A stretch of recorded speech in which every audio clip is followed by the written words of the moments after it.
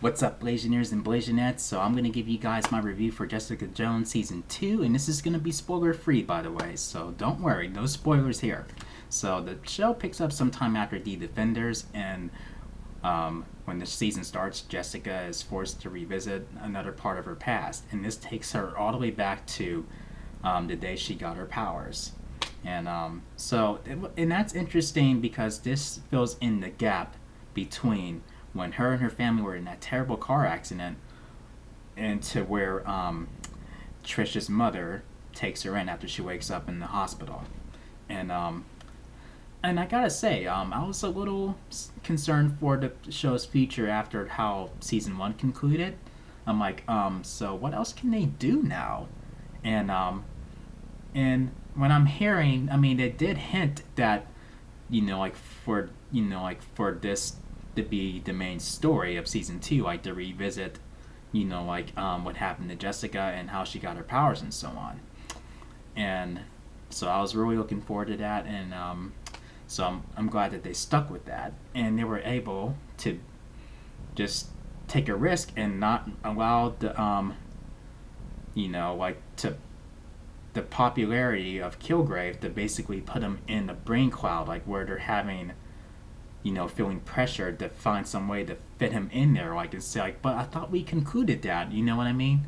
But they do have, I mean, there is a moment where you do revisit that, and the way they do it is pretty clever, and but that's not the main plot device of the season as much as we would like it to be. I mean, let's be real. I mean, Kilgrave is like the best Marvel Netflix villain of the, ever, if not one of the best villains of Marvel. I mean, he's like one of the most threatening, menacing, most captivating villains of Marvel ever created, and David Tennant, brings that out of the character, and but I gotta say, I mean, with what they were doing with season two, it's pretty interesting, and and I just enjoyed it. Not as much as season one, but it still kept my attention, and with the all the other major characters, especially with Jerry Hogarth and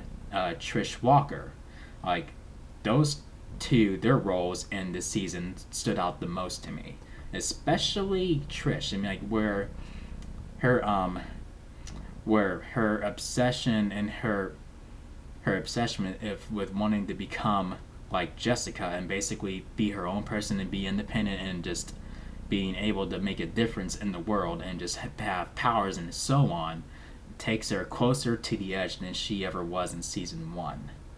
And it's to the point where it's like where she puts everything that she's worked hard for in jeopardy, where you're just like, Trish, think about what you're doing.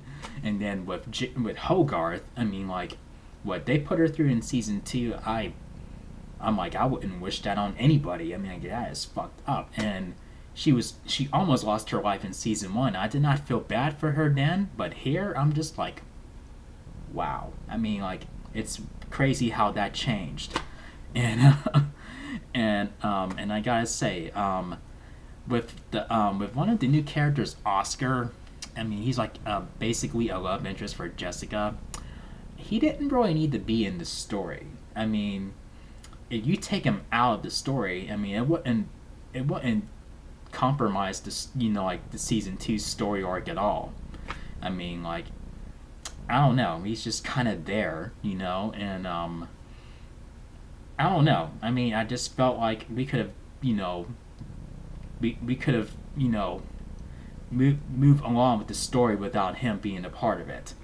I mean, if you were gonna introduce him as a love interest for one of the major characters, I would have leaned more towards Trish. Well, I mean, if I were writing season two, but the way they have written, Trish's story in season two, it wouldn't quite fit in there. But I mean, if we were all having a brainstorm and I was a part of the writing team, I would be like, okay, let's make him a love interest for Trish, and her obsession gets in the way of that potential relationship. I mean, it's still doomed to fail because of her obsession.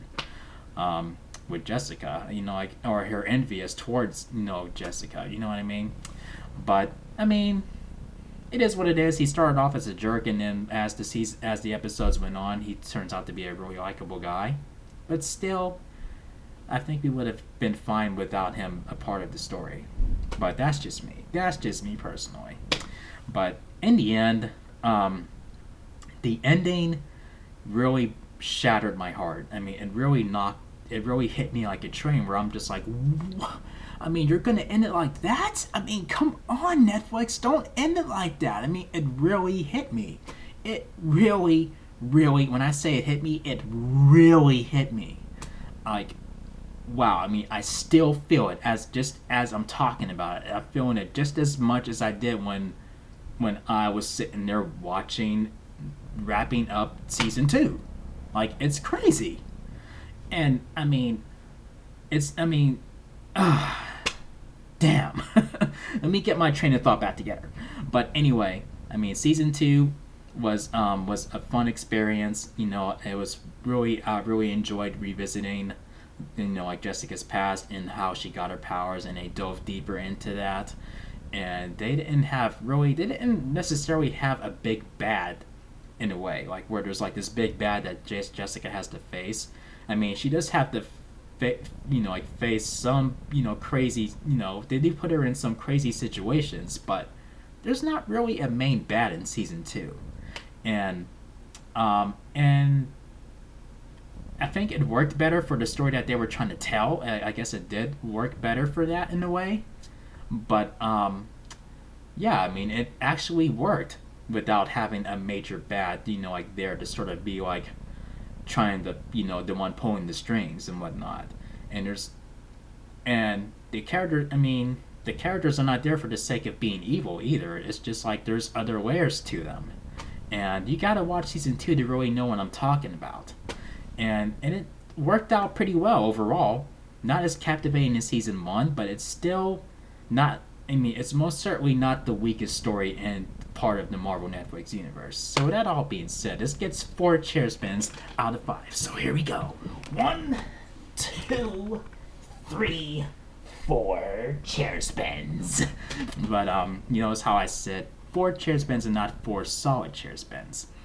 But it's still a step closer, you know. I mean, it did better than I thought they were going to, like, after season 1 ended. Like, I have a feeling season 2 is not going to be that as great as season 1. It's not as good, but it's still really damn good. I mean, you really got to sink your teeth into it. And when the first couple episodes are slow, and people are complaining like, "Oh, it's so slow. Oh, I don't like it. It's so slow." I mean, like, it almost as if they were expecting to get right to the finish line, like when the first episode started. Like, what? I mean, you have 13 episodes. I mean, why? I mean, like, I wouldn't say it's a very accurate, you know, like, complaint. You know, I mean, like, if I don't know, I just don't agree with that. But I'd say get on to season 2 if you enjoyed season 1. Then jump on it. I think you'll be in for a treat.